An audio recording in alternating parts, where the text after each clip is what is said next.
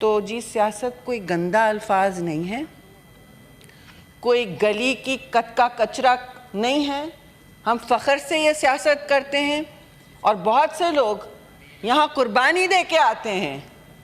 ہم کوئی صرف ایک بڑی سفید گاڑی میں یہاں نہیں پہنچتے ہیں، قربانیاں دے دے کے، اور ہمارے یہاں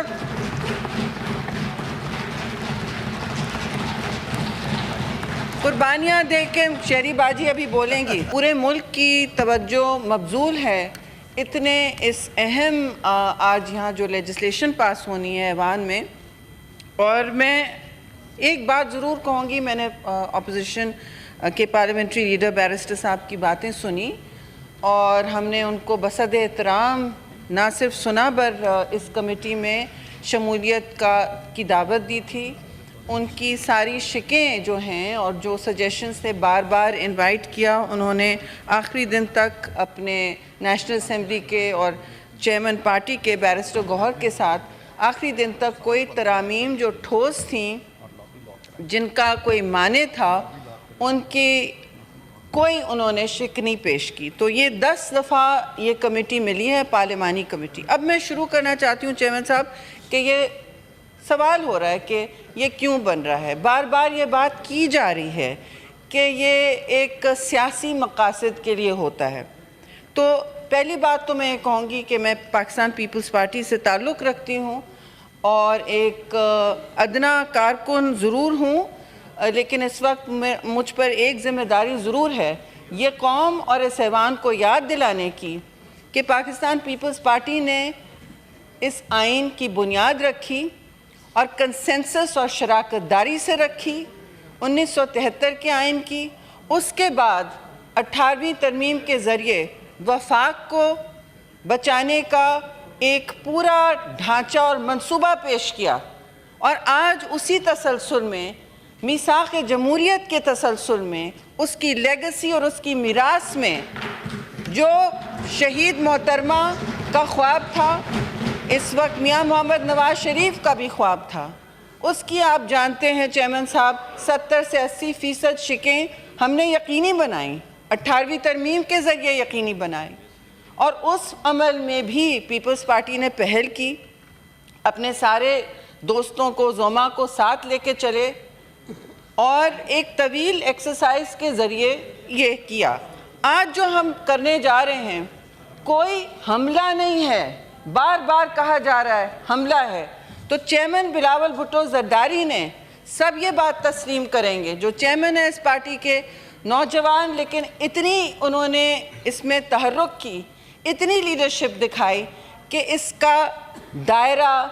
کا جو دائرہ تھا، سرکل آف کنسلٹیشنز تھا، دائرہ شراکت داری کا، چیئرمین صاحب انہوں نے نہ صرف وکلا تنظیموں میں خود جا کے بات کی ہے، اس کے دلیل دیے ہیں، اس کے آپ خود وکیل بنے ہیں، اور ہر جگہ اپنا موقف شفافیت کے ساتھ اور ڈٹ کے قوم کے ساتھ شیئر کیا ہے، میڈیا پہ شیئر کیا ہے، آپ کے توسط پارلیمان میں بھی شیئر ہوا ہے۔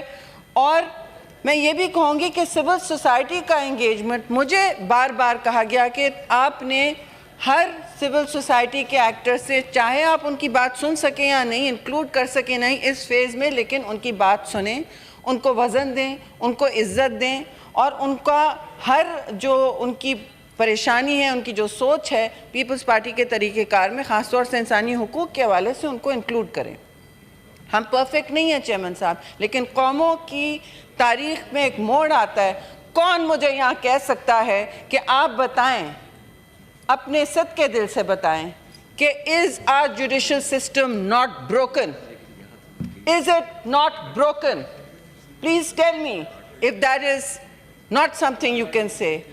یہاں عزت سے میں کہوں گی 58(2)B کی بات ہوئی، 58(2)B تگ و دو کر کے ساری جماعتوں نے مل کے ہٹایا، تو پھر آپ کو اور میاں نواز شریف کو ایک اور 58(2)B میں ہٹا دیا گیا، جیسے آپ نے خود بتایا ہے کہ کسی نے آپ سے کہا گیلانی صاحب آپ نے تو ہٹا دیا ہے، لیکن پھر دیکھیے گا کہ کہاں سے آپ کو ہٹایا جائے گا جب آپ پرائم منسٹر ہیں۔ تو پرائم منسٹر کو آپ जिस दिन नो कॉन्फिडेंस लेते हैं, और बिलावल भुट्टो ज़रदारी ने बार बार ये बात समझाई है कि एक तो आपका हक है, पार्लियामान अपने हुकूक मांगे, सिस्टम को फिक्स करने की कोशिश करे तो कहा जाता है कि आप सियासी मकासद के लिए कर रहे हैं, अपनी जान बचाने के लिए कर रहे हैं। तो जी सियासत कोई गंदा अल्फाज नहीं है, कोई गली की कट का कचरा नहीं है। हम फ़ख्र से ये सियासत करते हैं और बहुत से लोग यहाँ कुर्बानी दे के आते हैं। हम कोई सिर्फ एक बड़ी सफ़ेद गाड़ी में यहाँ नहीं पहुँचते हैं, कुर्बानियाँ दे दे के। और हमारे यहाँ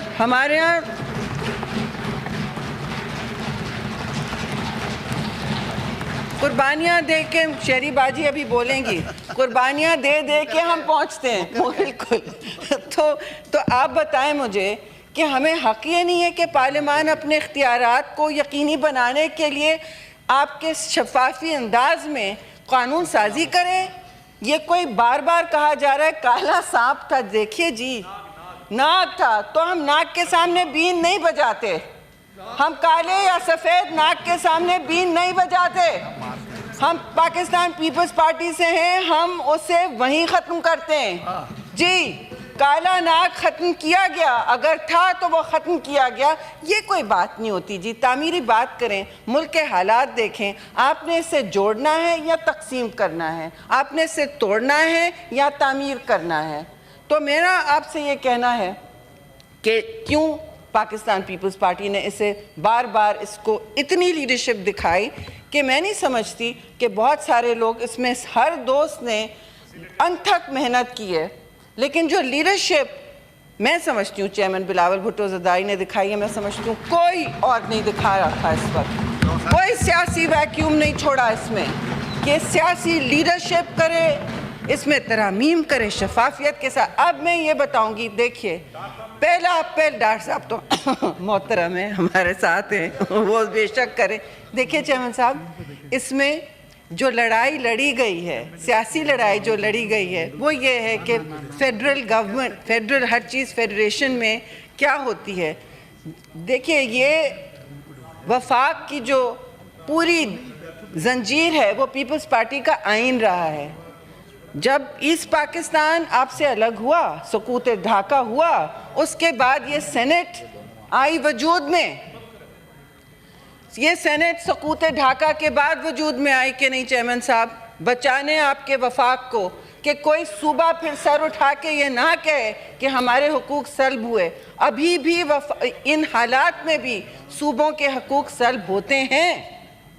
मैं बब्बांगे दल कहूँगी, होते हैं, क्योंकि ये परफेक्ट डेमोक्रेसी नहीं है, ना हम परफेक्ट हैं, ना हम फरिश्ते हैं, लेकिन हम इस तरफ आपके सामने सर झुका के अवाम के सामने कोशिश करते हैं।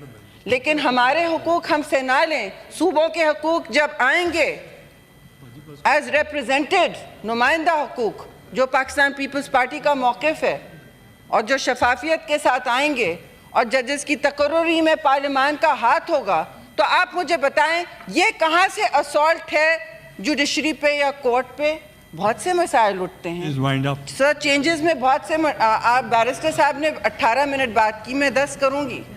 Thank you sir.